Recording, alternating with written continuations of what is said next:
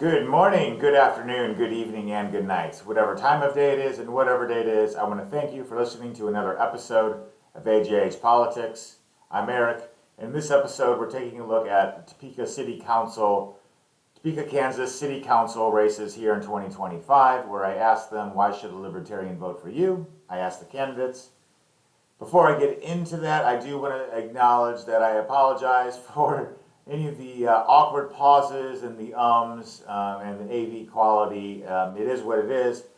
I know I also did some vulgarity. I would have liked to have said that this should be fairly PG-13, but this is a video about voting, so it's generally meant for an adult audience, and most of it's pretty PG-13, but I dropped some bombs.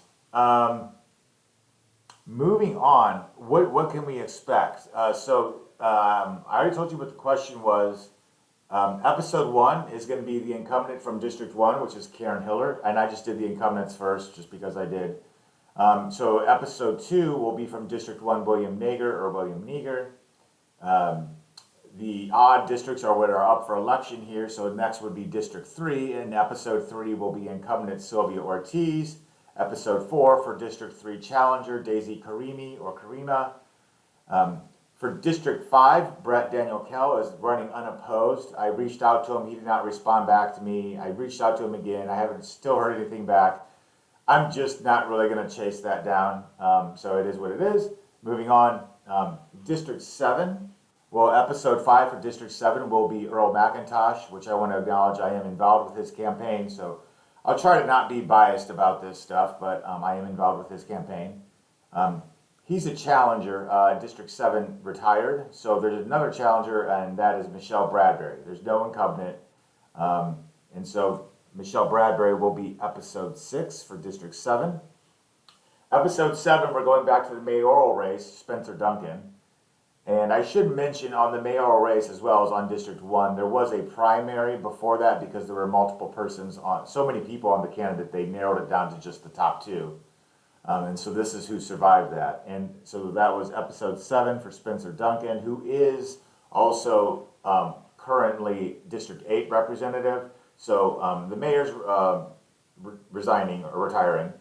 So there's no incumbent, but Spencer Duncan kind of incumbent in terms of having a little asterisk next to his name, maybe. The other challenger will be Episode 8 for mayor race, Henry McClure.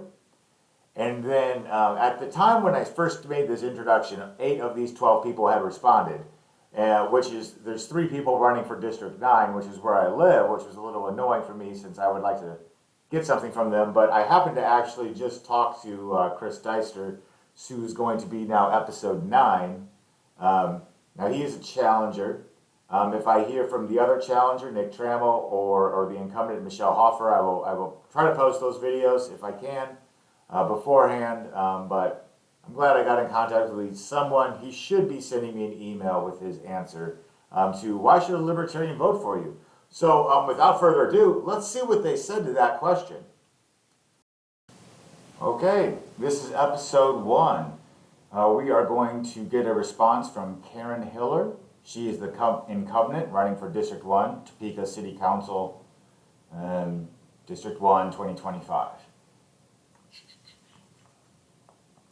She's the incumbent. I should also say, and I forgot to mention this in my introduction, I read this through once, like 5 minutes ago, kind of got an idea of what I would say, and now I'm going to read it again and just try to kind of more or less give my initial thoughts without trying to overthink it. So here we go. Hi, Eric. City council positions are nonpartisan, and so am I.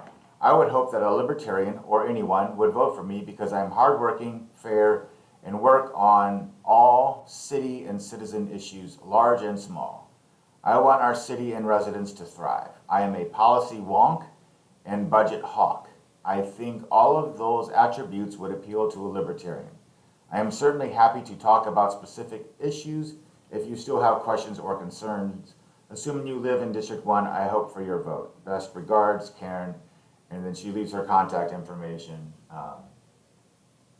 You can always Google people on your own. I'm not going to display that because I'm not trying to do that. At least unless I do it for Earl. But anyway,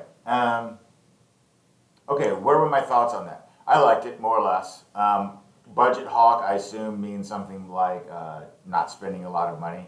It certainly says nice things. As I have said, I have a certain chip on my shoulder with any and all incumbents, given their unanimous vote to spend more money. Um, I literally don't know what a policy wonk means, so that's hilarious on my end. I'm going to Google it right now and see if I like the word or not. A person who takes an enthusiastic or excessive interest in minor details of political policy. I almost kind of wondered if it was like I kind of like nerd out on it. So that's cool. Excessive interest in minor details, like I like the idea of the policy wonk being like I want to nerd out on it, but the idea of the politician being obsessed with minor details is, while I get it, it's also like maybe I don't want you making minor detail decisions, like maybe a few decisions, but not anything too specific, because I really don't want you making decisions.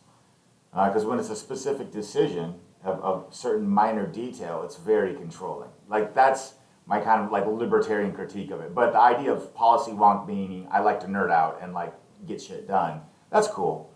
You know, she talks about being nonpartisan, hardworking, you know, work for everyone, you know, yada yada, and then you know, talk to me some more, blah blah blah, you know. So you know, typical friendly stuff.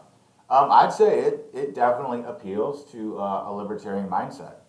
So that is my critique of that. I think I had a little bit of a negative critique when I was talking about policy wonk. You know, like how wonky are you? I don't want you to be too wonky.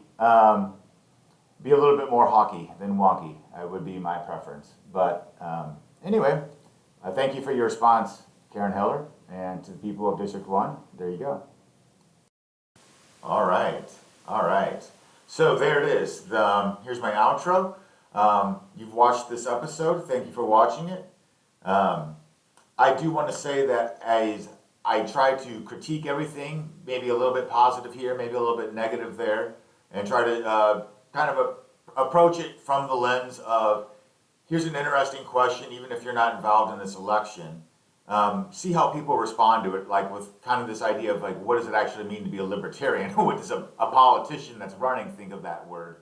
And then I also kind of gave my own critiques, positive and negative. You know, write down in your comments, do you agree or disagree with how libertarian of a response the answer was? And do you agree or disagree with any of my hot takes on any of that? But other than that, thank you for watching. Bye.